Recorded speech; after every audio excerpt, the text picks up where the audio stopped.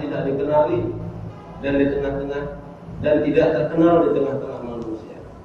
Sehingga Mu'adz bin Jabal radhiyallahu anhu, hadis ini sering kita sampaikan, disebutkan bahwa kharaja Umar min al-masjid fawajada Mu'adzan yabki inda qabri Rasulullah sallallahu alaihi wasallam. Umar radhiyallahu anhu keluar dari masjid. Lalu Umar mendapati Mu'adz bin Jabal menangis di sisi kuburan Rasul sallallahu alaihi wasallam.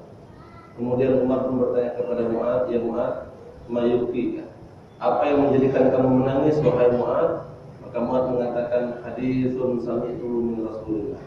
Satu hadis yang pernah saya dengar dari Rasul sallallahu alaihi wasallam.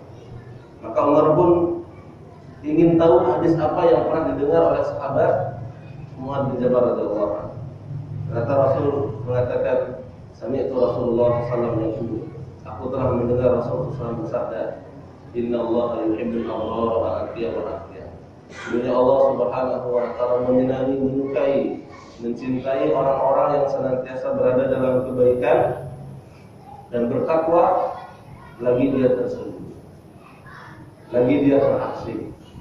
Dia tidak dikenal dan dia juga tidak dikenali oleh orang, tapi dia senantiasa berada dalam kebaikan dan takwa. Inilah yang menjadikan Mu'adz itu menangis. Kenapa? Karena tidak ada satu orang sahabat pun melainkan pasti mengenal Mu'adz bin Jabal. Bagaimana mereka tidak mengenal Mu'adz bin Jabal?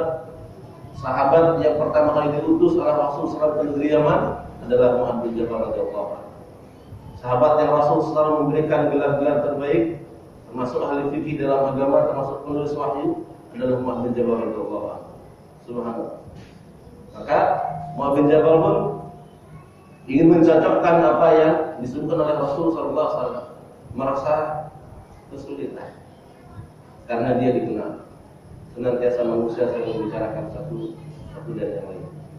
Maka kita perhatikan jumlah sahabat Nabi, ternyata banyak di antara mereka yang tidak dikenal oleh umat-umat setelahnya. Maka inilah kemudian Rasul SAW mengajukan perkataannya, "Inna Allah yuhibbul abrar al-atqiya wal atqiya." In ghabu la mustaqim. Apabila mereka tidak ada, apabila mereka tidak hadir, apabila mereka tidak datang, apabila mereka ghaib, la mustaqim. Mereka tidak pernah dicari-cari. Biarkan saja dia tidak datang. Wa in hadaru lam yurah. Apabila mereka juga hadir di tengah-tengah keramaian manusia, mereka tidak pernah dipedulikan oleh manusia. Tidak pernah diperhatikan, tidak pernah diajukan. Mungkin jika mereka antri akan diakhirkan. Mungkin jika mereka bertamu tidak akan dilayani. Mungkin jika mereka melamar akan ditolak lamarannya. Tapi subhanallah, Rasulullah SAW mengatakan, "Rubba al-basar marfun bil abwab subhanallah al-'azim." Berapa banyak manusia dia berdebu kulit, rambutnya kusut masa. Kalau dia bertemu pasti ditolak. Kalau dia di antri mungkin akan diakhirkan. Dia akan terasing di tengah-tengah manusia. Tetapi lawak sama Allah lama.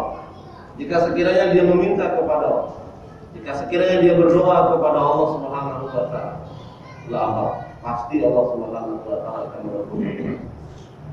Jangan pernah kita beranggapan kita yang dikenal kita lebih baik. Jangan pernah kita beranggapan kita yang senantiasa dicari-cari oleh orang, manusia yang lain kita lebih baik. Sungguh para sahabat mengharapkan agar mereka tidak dikenal.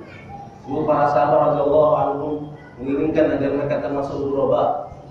Sehingga Abu Bakar As-Siddiq radhiyallahu anhu, setiap kali mereka memuja Abu Bakar As-Siddiq, bagaimana tidak memuja setiap kali Rasulullah SAW bertanya kepada para sahabatnya, siapa yang hari ini bersedekah?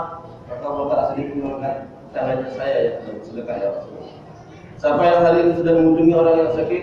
Beliau juga mengangkat tangannya saya ya Rasulullah. Siapa yang hari ini sudah menyantuni anak yatim? Beliau juga mengangkat tangannya saya ya Rasulullah. Hampir seluruh amalan Abu Bakar As-Siddiq berada di garis terdepan. Seluruh manusia saling membicarakan tentang bagaimana kesolehan kata Abu Bakar As-Siddiq radhiyallahu anhu. Dan beliau memahami tentang hal itu. Apakah beliau senang? Tidak. Merintih di hadapan Allah Subhanahu wa taala dan meminta kepada Allah, Allahumma ighfirli bima yaqulun. Ya Allah, ampunilah aku atas apa yang mereka selalu perkatakan. Wala tu'akhidni bima yadhunnun. Dan janganlah engkau pernah siksa, janganlah engkau pernah azab diriku atas apa yang mereka persangkakan kepada. Wala tu'adzibni bima la ya'lam. Dan janganlah engkau azab atau siksa aku dengan apa-apa mereka tidak tahu. Beginilah sahabat Rasul SAW, mereka menginginkan agar mereka tidak menjadi orang yang dibicarakan oleh manusia, menjaga keikhlasan dalam beramal, menjaga agar amalan itu hanya untuk Allah Subhanahu wa Ta'ala.